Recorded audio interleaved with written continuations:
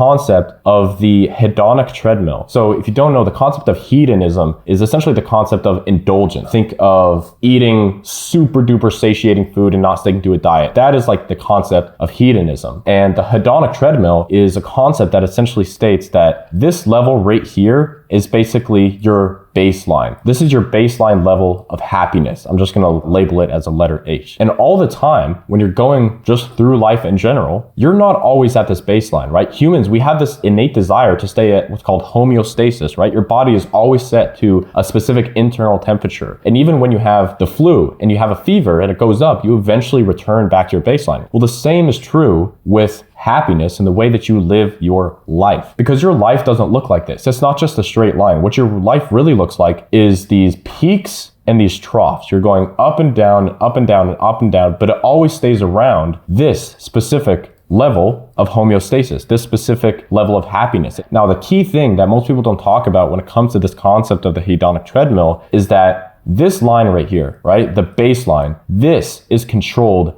internally. I think a lot of you would agree, some of the happiest people on the earth, they don't have the most. They're not the most successful, but they are the happiest. Why is that? It's because they control their happiness internally.